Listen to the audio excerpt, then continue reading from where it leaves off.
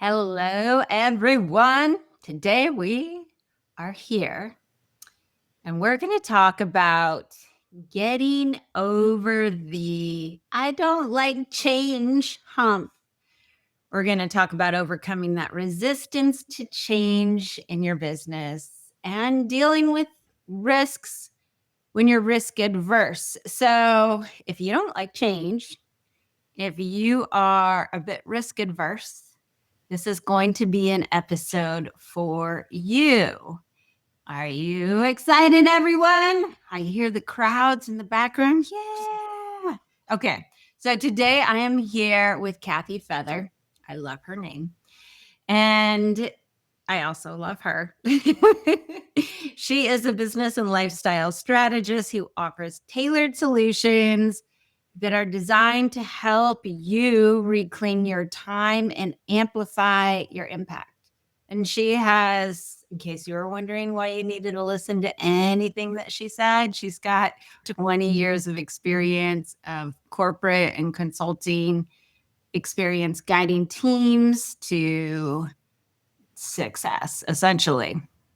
Okay, so before we get started talking about that resistance to change, Kathy, can you tell us a bit about why it is that you do what you do? Tell me your why. Yeah, so I actually have two whys in my business. And what started out as a very simple why. I traveled as a kid, and my parents took us on family vacations every summer, and we loved it. And more people should travel. And if you're camping in your own neighborhood, if you're going to Europe, wherever you're going, spending time with your loved ones and experiencing new places is just amazing. But it became bigger. And I lost my dad a couple of years ago to stage 4 cancer and dementia. And while he was bedridden in our home, we were locked down for COVID. Lots of things were different going on. And he didn't know who I was some days, but he remembered the stories and was talking to me, who he thought was his sister, and telling her about these trips that he took with his daughters. Mm, And that's what stayed with him.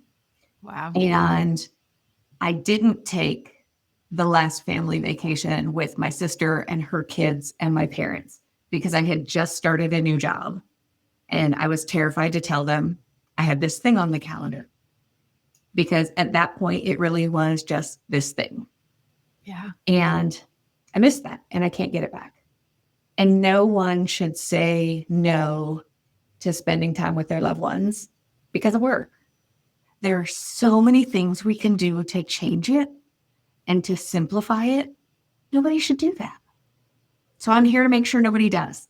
And the biggest reason I heard people weren't traveling was they built a business for themselves and they didn't know how to step away from it. And it's like, boom, 20-year project manager, process gal, like I could fix this for them. And so that's why I sit here. That is incredibly powerful. And I think one of the things about COVID is it taught so many of us that the lives we were living were not in alignment with what our heart and our soul wanted. And for you to have had that experience during COVID and then missing that last opportunity is just, it's incredibly powerful and moving. I was blessed. My parents lived with me for over the last decade. And so I did get to spend all that final time with my dad. But I regret that day that I said no. Yeah. I really do. And I don't want anybody to have that regret. And so before we dive into that, I don't like change hump, travel is a key in your journey, your entrepreneurial journey. And then we get to the why, but what is it about the travel that is so important for you? So you didn't just start off doing this, helping people have more space. I didn't. So tell us about the beginning of your entrepreneurial journey, your side hustle, if you will. It really was a side hustle. I was running at the time, and my, at the time, travel advisor was sharing with me because she learned how I was helping friends plan their Disney vacations. Uh-huh. And so she was like, Kathy, you recognize you can get paid to do this. And decades ago, I had considered it, but that was the time when Expedia, travel, I can't even think of the name now, but all of them were coming into play. And so it really looked like travel advising was not going to be a career that was going to be beneficial. And so I didn't. And so to go full circle is just hysterical to me some days. It's like God had a plan. It just took me longer to follow the path. But she really was sharing with me I could make a little money doing this. And I wanted to travel and I wanted to help others travel. And I had that whole like experience as a kid. So I became a travel advisor and I did it as a side hustle. I really did it thinking this is going to make a great retirement business because it will support my travel in retirement, give me some income, I'll enjoy it, and I'll have the freedom to travel. And meanwhile, I can build it over the next 20 years. Yeah. And I went in with that in mind. But then I kept hearing all of these people say, I don't know how to step away. I don't know how to step away. But it was even more than that because I got to a point where I left a company that was very good to work for, had massive benefits and all the things, but I left them because I didn't want to stay in Washington State where I was. I didn't want to be in office anymore with team members. I didn't understand how I was driving to an office to sit on a Zoom call with someone else that was in a different office because that was the norm. I'm curious because this is something I hear a lot when I get on a call with somebody. I don't want this. I don't want that. I don't want da da da. People know so much what they don't want. What did you want instead? I wanted freedom. COVID had allowed me to spend those final days with dad, working out of my home, supporting the same team that I was expected to go back into an office to support. Yeah. And I wanted that. And I wanted to be able to move out of Washington State. Those were the two really big ones for me. Okay. And the company I was working for, fabulous company, but they were in office and Washington is their headquarters. Right. And so I found another role with a very small consulting firm. The position I was in tugged at my heartstrings. I was helping foster children and their families for kinship get licensed quickly so that they could get foster monies very quickly to support their families. But it was a state agency, didn't align with me in terms of I want to get stuff done. I want to make forward progress on those projects we're working. I want us to be successful. And I didn't feel I was serving those kids that I had originally said, yeah, I'd like to do that. And so it was time to say goodbye. And so I recognized I was going to be leaving corporate America without a job. And it was like, what was I going to do? But I still knew I had all of this business experience. And I just decided rather than let someone else decide how I was going to put it to use, I was going to do it for myself. Yeah. So then I started the business side of the business, and here we are. And then there was this turning point where, and especially as somebody who helps project manage and helps systems. And I know you and I talked, you're a detail oriented person. I know entrepreneurs out there, are you listening? Because so many of us are these big picture thinkers and we need those detailed oriented people. We think to ourselves, fuck, I hate that shit. There's nobody that likes it. I don't want to offload this crap on anyone. We are out there. There's about 4 of you for every one of us. Yeah. So take note, listen carefully, and make sure you get into the show notes and get the information. But one thing that's interesting to me, and especially, doesn't matter what your political leanings are, the aspect of efficiency is coming up. Yes. And talking about what I see in nonprofits and a lot of state organizations. I see a lot of, it's not waste on purpose. Yeah. And a lot of red tape and a lot of checks and balances. And I'm going to say again, this is not on purpose. There are a million businesses out there that are not nonprofit, that are not federal, state, city, that have the same challenges.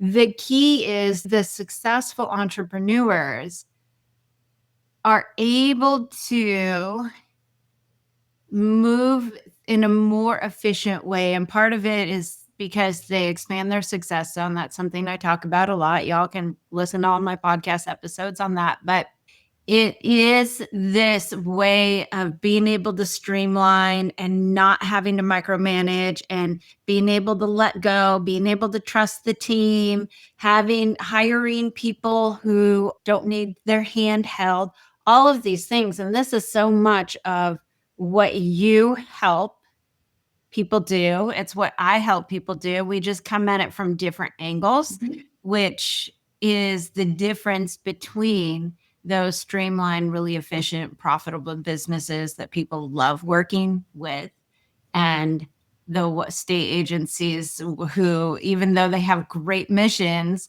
or nonprofits who have great missions, and you're just like, oh my God, we're like, it's like beating your head against the wall to help one person. I do understand why they have put in the processes they have. Something has happened. They reacted. It's the same reason we have the warning on our hairdryer to not use it in the tub. Someone thought that was a great idea and they were going to save 5 minutes.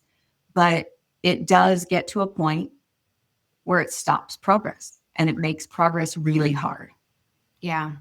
And one thing you said right there, I think is really important, and it leads us right into this change and risk conversation, is something happened. And so now we have to put something in place to prevent it from ever happening again.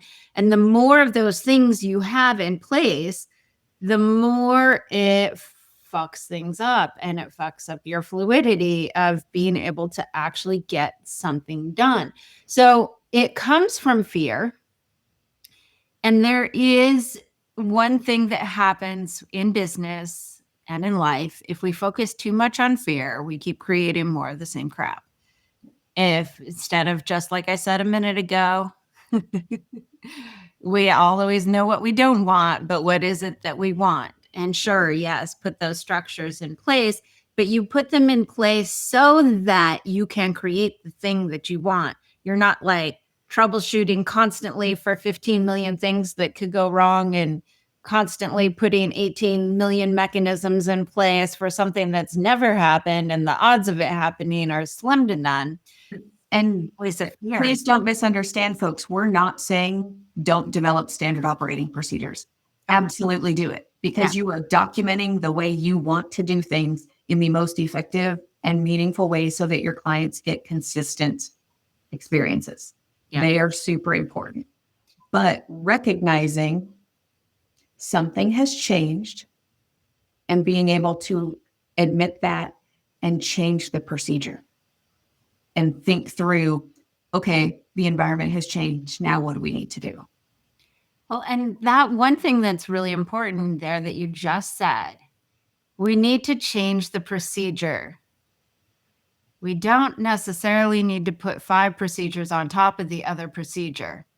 And people don't want to change the procedure because that's the way we do it. Because it's uncomfortable, because change is uncomfortable. That's the way we do it. Yeah, this is the way we do it. And we could add something to it, but we still have to do it the way we've always done it. And this is a big piece of why people are so resistant to change. I know you deal with this a lot in your clients. I deal with it in mine. But I know you tend to be a risk-averse person. Do you want to talk to me about why you are and how that came about? Yeah. So I took financial responsibility for my parents back in 2009. Mom had a diagnosis of cancer. Those that remember the Great Recession, not great years. I had rented out a property I had in Washington and relocated to Texas for work because after 6 months of living on unemployment and having lost my job in Washington, I could not find work. And then I found out my parents had nothing left. So I brought them to Texas to live with me. And then I've been single forever and recognizing, okay, it's not just me anymore. It's me and my parents, and I'm responsible for them now. Really quick, they didn't have anything. So Great Recession was a time most of our retirement accounts crashed and burned. And they were pulling money out for medical expenses at a time when the accounts were down. Okay. And so they very quickly depleted what they had had. Yeah. So it made me financially, I was always a saver anyways, but it made me very much risk averse on anything financial. And so when I left Texas 5 years later and moved us all back to Washington, it was for safety and security. I moved into a job with a company that in 40 years history had never laid off. They had fired people because they were incapable of doing their jobs, but they had never once laid off. And they were a cash-based business. So security, security, security. And that was important to me at the time.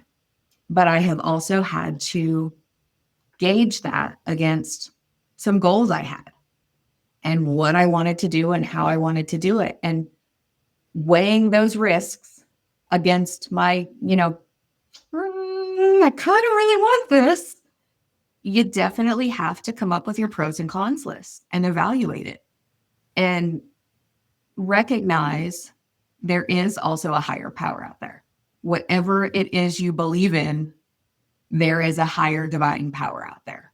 And they're not going to lead you astray. It's okay. And like I said, like the travel advisor came out of nowhere. I had thought about it decades earlier. Right. And came full circle. There is a divine power out there. Yeah, it's interesting. As I study successful entrepreneurs, and of course, some of my clients are very successful. They're just not getting to that next level. I see over and over that most of them have some sort of faith in a divine power of some sort, different variations. It looks different ways, but they have this faith that they're going to be okay. And I work a lot with the subconscious mind, and I know that we create what we believe, whether we're conscious of those beliefs or not. So whether there is a God out there or not, if you have faith that something is going to always take care of you somehow, no matter what, and that it's going to open a door when another door closes, that you're going to be able to find the path because there's something bigger than you that's taking care of you, then you will always find the path. So just from a scientific standpoint, if we're going to look at, say, God doesn't exist, your brain will literally filter for the evidence that proves that. And there's 11 million bits of information your brain is taking in per second, and you are only conscious of max 120 bits out of 11 million. So it's really important that your brain is focusing on the right things. If your brain is focusing on how the world is a horrible place and you're going to end up in the gutter, your brain is going to go and find the evidence for that. But if it's saying, if your brain believes that there is something bigger than you that is supporting you, your brain is going to look for the evidence of that. Yeah. And this goes into things I work with my clients all the time on. Make decision making easy for you. And many people that own companies that you see out in the news do some of these things. Like if you were spending all of your energy trying to decide what you're going to wear today, when you have another hard decision, you have no capacity to really absorb and think through that decision. So make those easy decisions. Make them. Choose your wardrobe the night before. Wear the same thing day after day. If you found an outfit you look awesome in, like buy 5 of them. Do whatever it takes to not spend your mind energy on those things so that you can think through and help to manage yourself on some of the risk. When we're tired and we're emotionally drained, we are so much more energetically looking for the negatives. Yeah. And so it's like, take some of that off of your plate and make the harder decisions where you're able to focus your energy. Yeah, absolutely. And you said something right there that I just want to iterate to everybody. When you're tired, you're depleted, you're sick, you're stressed, all of those things. When you feel in a contractive state versus emotionally free and open, and your brain literally is not capable of finding the expansive solution that is not something you've done a million times before, because your creative brain is shut down when you feel that way. So you can only access things from the past. And if you're trying to make decisions that are going to propel you forward, someplace where you haven't been yet, grow your business, for instance, you're not going to have access to that capability, that decision-making process for those kind of decisions when you're feeling in a depleted state. Sleep on it, wake up in the morning, then decide. And recognize your body's clock. I am best in the mornings. Yeah, me too. I'm an early to bed, early to rise, and I do my hardest work in the morning before half of the world is awake. Mhm. Because it's when I can really thoughtfully consider the options and make quality decisions. Yeah. So what's a big, I don't like change hump that a lot of your clients have to overcome? Technology fear. Mm, And this plays out in 2 different ways. It's, I fear it, but there's always the new shiny thing that I have to try. right. And I hate it so much, I just can't. And so I have this way to do it. I'm just going to stay there. And shiny new, you get distracted far too often and far too easily. And so you don't necessarily think through your technology decisions.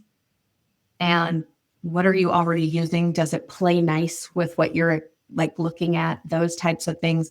And then those that are really afraid of technology, work with someone in your business that can support you in that. Because the truth is, your business can only go so far if you're doing everything manually. Yeah. Yeah. You will be limited, and you will have one of 2 things you could do. You could raise prices on your clients.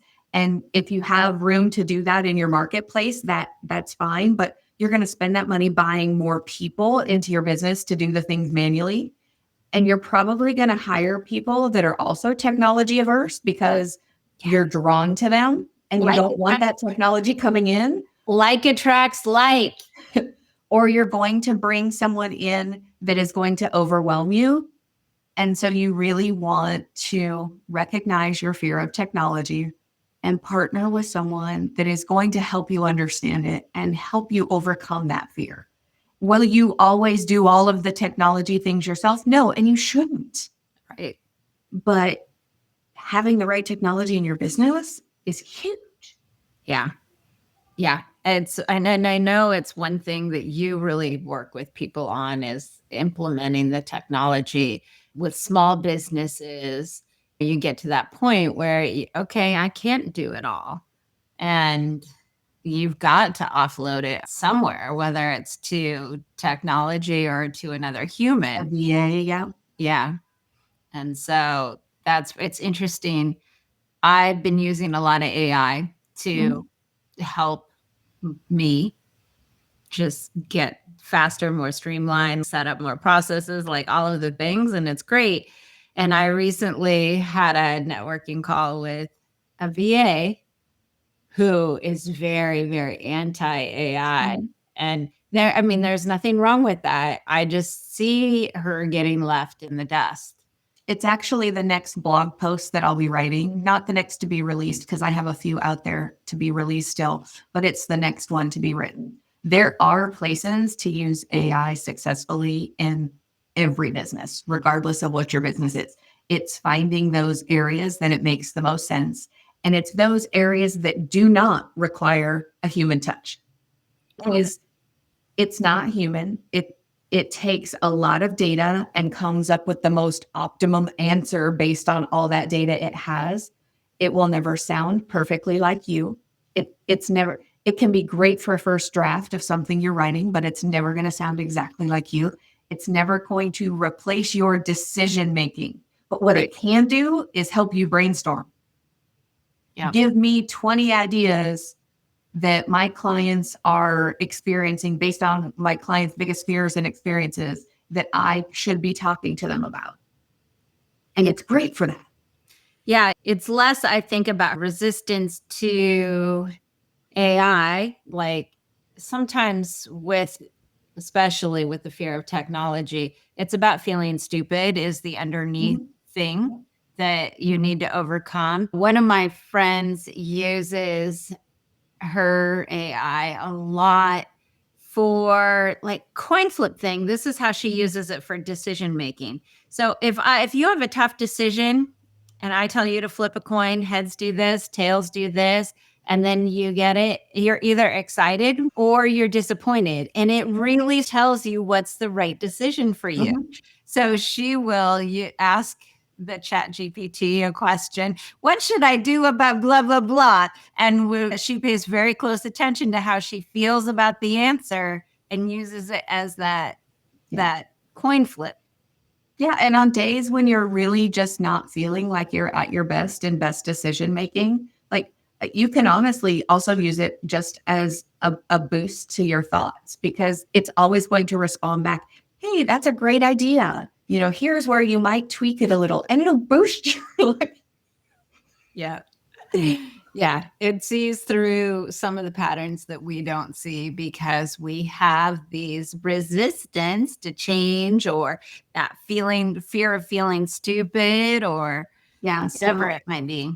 Yeah. I was talking with a woman probably about a month ago, and she left her job. She was starting out on her own in a coaching business, and she was used to corporate America.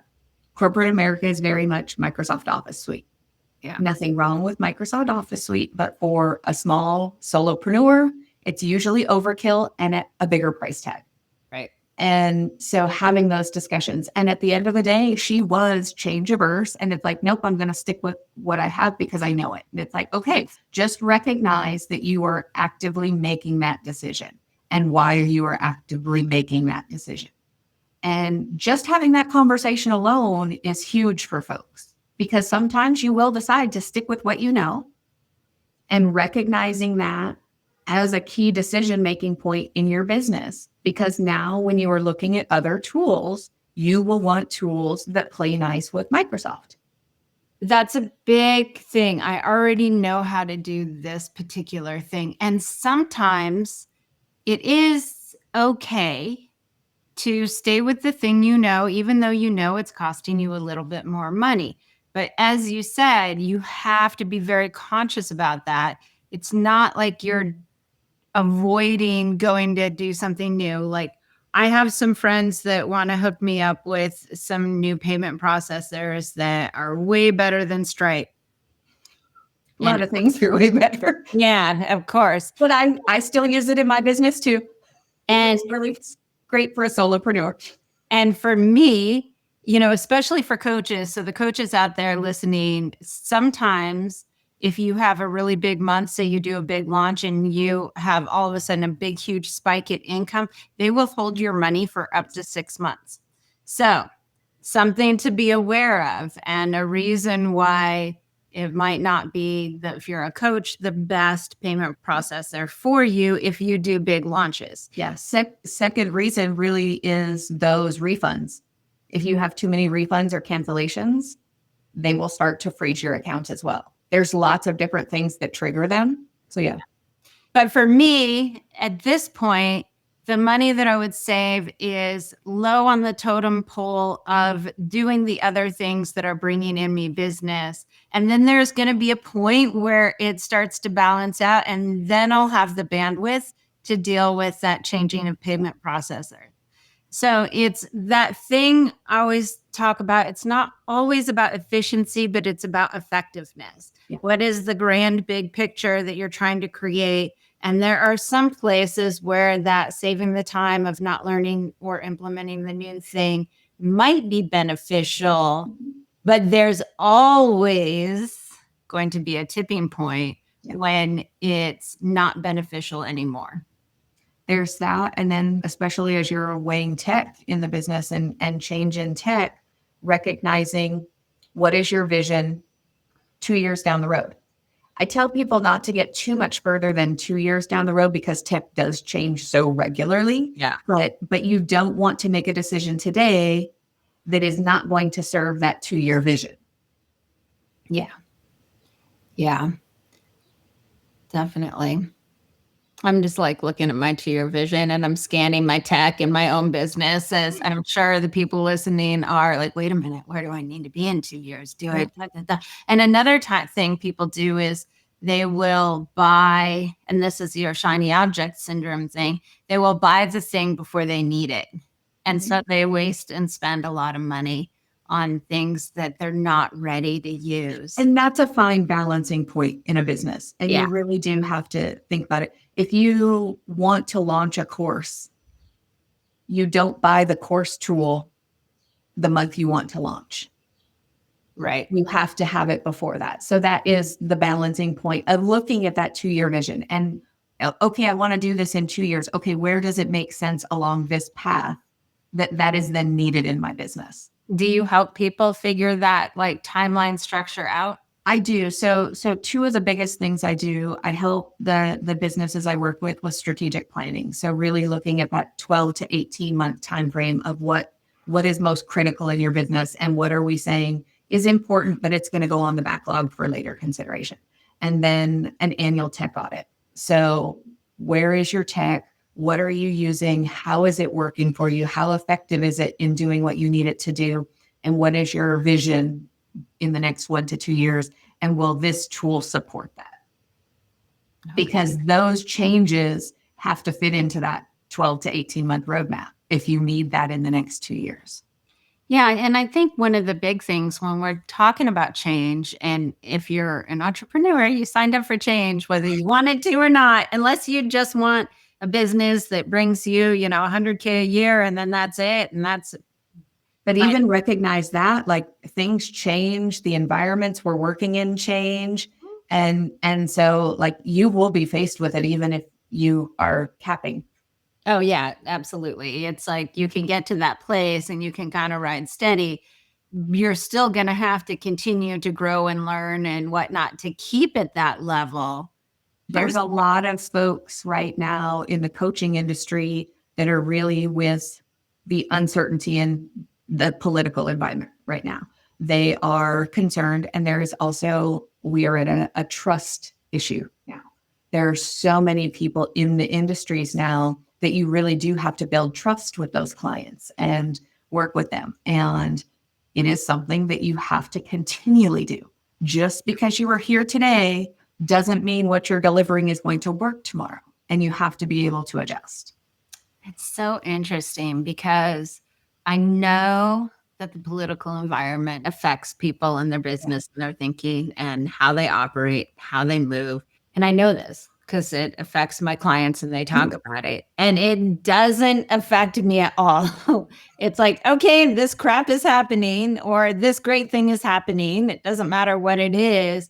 I still move and operate from the same place. And I teach my clients to do the same because the reality is you can't sit there thinking that everything that you have going on right now is going to work forever. You always have to be exploring, like people call it CEO days or working on your business instead of in your business, things like that. If you're not doing that, at least some of the time, you're gonna get your knees chopped off at some point. That was a horrible visual, but But I think you all know what I mean. Will get knocked off your foot at some point. Yeah. And you just need to keep heading toward those things that you want, because stuff is going to happen. And your ability to focus and not get distracted and freaked out by the political environment, or, oh, the coaching industry is so oversaturated right now. You just have to keep focused. And show your value. Yeah. You bring value to your clients. The right clients will find you, but you just have to show that. Yeah, exactly. Okay, so how did you get over that being risk adverse? Like, you took that job to be super secure. You had the little leeway into the side hustle. Did it just sort of unfold step by step? How did it happen for you? It was a little of both. I knew I wanted to get out of where I was. And thankfully, as a consultant, you often make a lot of money. And I built a nice financial runway for myself. And when I had what I had put on the sheet that was, here's the runway I want based on what I know about my expenses and what I need to do in my business and all the things, I'm jumping. Okay. And that's how I intended to do it. And, 20-year project manager, things don't always go according to plan. Right. It got to the point where I needed to get out for my own emotional health. And there was a time that we were delivering a product and scope on the next piece was changing so much that it was the right time for me to say, no, we're going to finish here. And I dove off the cliff. Totally unlike myself, but I dove off the cliff. What percentage of that runway did you have saved? I had about 70%. So I wasn't far off. So what I knew was I had intended to build 1.5 years into my runway. Super cautious me was like, 1.5 years, I can get things moving by then. I had about 70% of that, which just meant I had to get working a little harder. I'm a child of the 80s. We just figured things out, and I always joke with my friends, I just pull my big girl panties up and get it done. And so when I knew I was either going to be an emotional wreck, because I already was the last month and a half. Right. I either had to change that for my own benefit, and it was everything. I was gaining weight. I wasn't sleeping. I was constantly just bawling my eyes out for no good reason. Yeah. And it was clearly not a healthy situation. And I have always just muddled through. Right. But I knew that was the wrong decision. And it was like, I've built a runway. It's not what I wanted. It's not ideal, but it's good enough. And it's so funny because I tell my clients that all the time. Don't sit there for perfectionism. Like, good is good enough to go. Listen to your clients and modify and improve along the way. But I wasn't following that advice for myself until that moment. And it was like, good is good enough. I will make it 1 year and we will be okay. There are a lot of people that think they're very growth minded. But the truth is, most people will wait till the pain of staying the same becomes greater than the pain of change before they take a leap. And I was way far down that road. And the key to really building the life and the business you love is to notice that pain and deal with it right away, not let it build up. David Meltzer says, he was on my podcast last week or 2 weeks ago. He says that things happen slowly and then all of a sudden.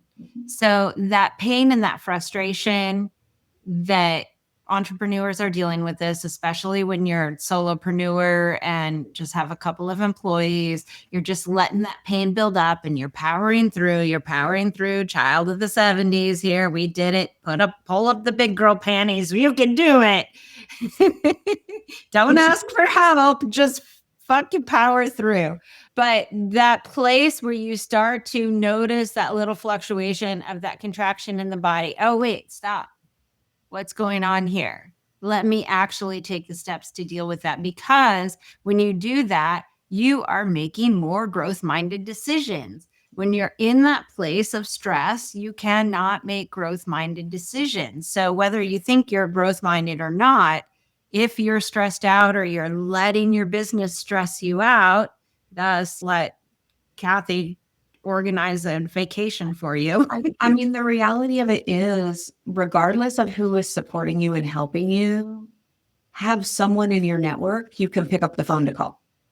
And that was my problem. I had took that consulting job, moved across country. So I left my entire social network behind. Yeah. And I was meeting people and networking, but they weren't my tribe. You just know, like, they're not your people. Yeah. And I didn't know who to call. And make sure you have a network. Yeah. Like, find a network, because that made all the difference. Being an entrepreneur, you have up months and you have down months and you have good weeks and bad weeks. And my mom, she still lives with me, and she'll tell me, I have never seen you in your entire life so calm. Mm-hmm. Even on the bad weeks, I get riled up and then I immediately come right back down.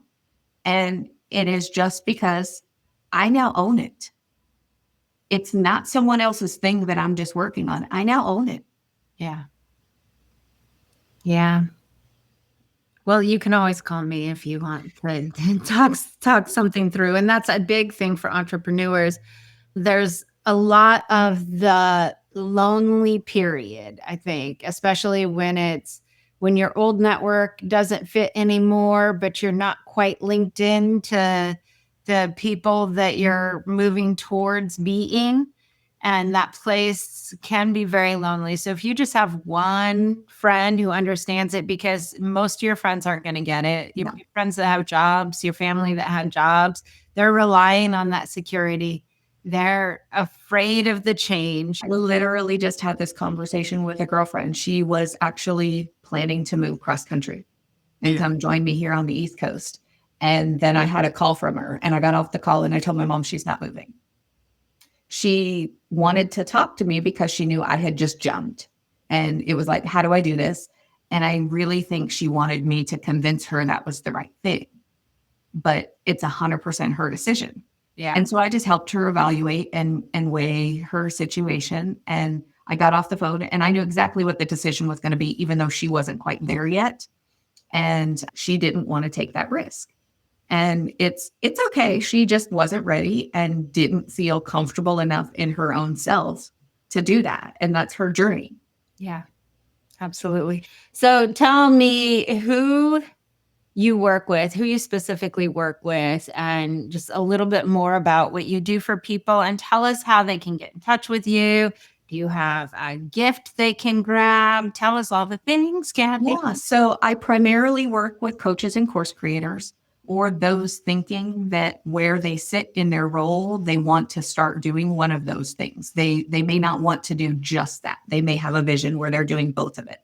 And I help them, as you said, amplify their impact. And so how do we get them in front of more people? How do we build a LinkedIn network or some other network to get them more visibility? And we work through strategy. So I do strategic planning with my clients. I do handle tech management for them. So everything from let's decide what platforms we want to use based on where you want your business to go, installing those platforms, configuring them, and then being there to manage them so they get to focus on their zone of genius.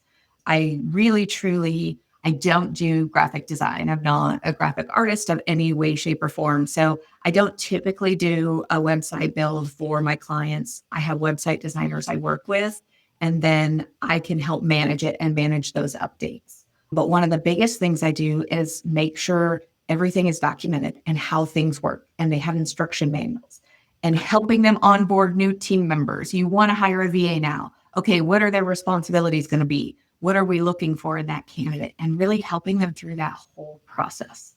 That's huge. If anybody has ever read the book Traction, Gene Wickman, it's a great book. But one of the things he talks about is you need to have systems in place where everything is the same. So you have consistency in your business. Consistency is how you build trust. You talked about setting up a LinkedIn network. Do you help with social media strategy or? I don't. I can do general strategy, but I am not the creative in the Gotcha. business. And I recognize that. But I have others in my network that I typically work with to help with that. If that's not someone's zone of genius, or they're like me and they're like, I really just hate it. And it drains the bejeebus out of you. Right. And so those kind of things. And then really, truly, the best way to reach me is through my website. So it's KFeatherSolutionsLLC.com. And there you will find all of my different freebies. I have my best templates out there. And then the one that I usually have the most love of is my tech audit cheat sheet. And you'll find it right there in the action items. That will walk you through that annual audit process that I talked about.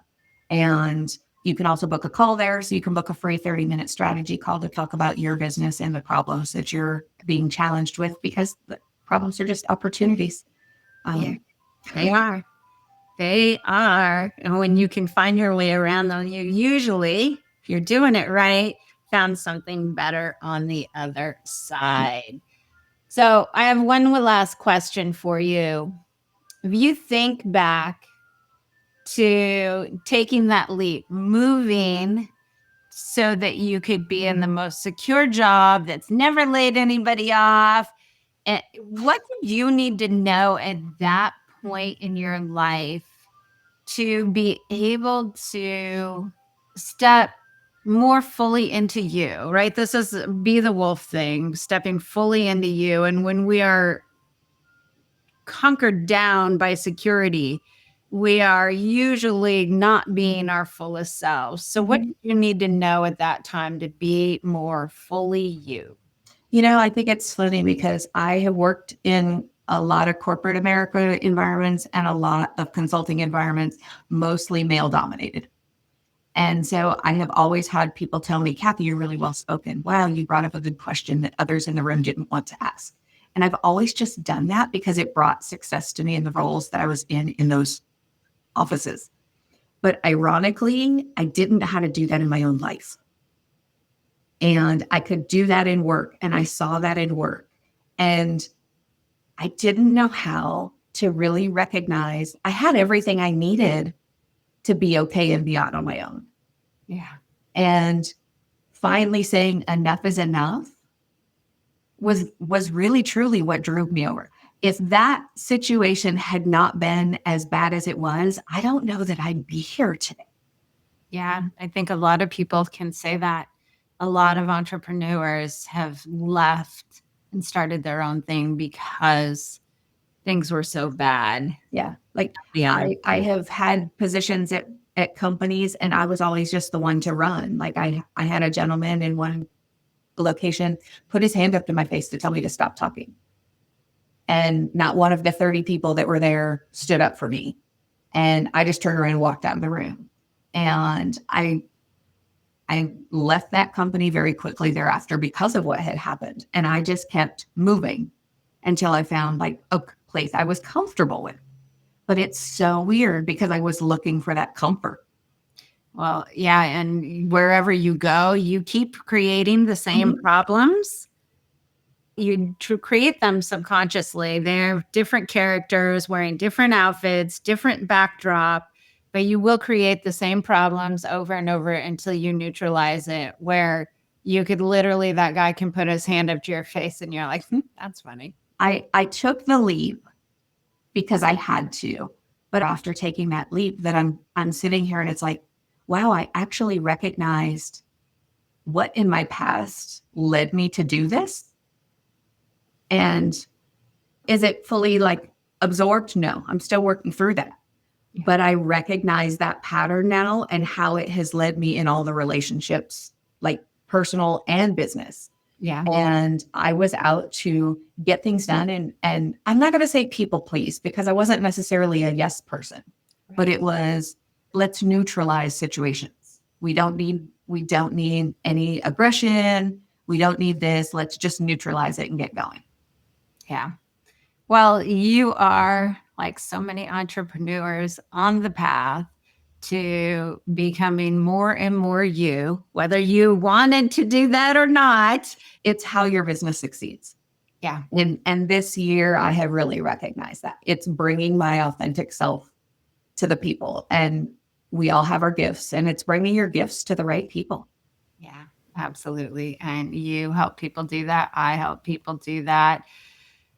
And I'm so grateful for this conversation. Thank you for sharing and sharing some of those vulnerable moments with us. I think it's so important for people to know that they're not alone in their experiences and that you can come out the other side, and you just have to keep going. And there is the right people out there to help you. So if you do have that fear of asking for help, I know I did, because it was dangerous for me to ask questions, let alone ask for help growing up. But it's such a thing that's important to overcome as an entrepreneur, because you can't do it alone. No, you won't succeed doing it alone. Yeah. All right, everybody. Kathy, thank you. Thank And you for having me. of course, everybody, you know what I'm about to say right now. When you unleash the power of you, humanity evolves. We'll see you next time on Be the Wolf. Bye, everyone. Bye.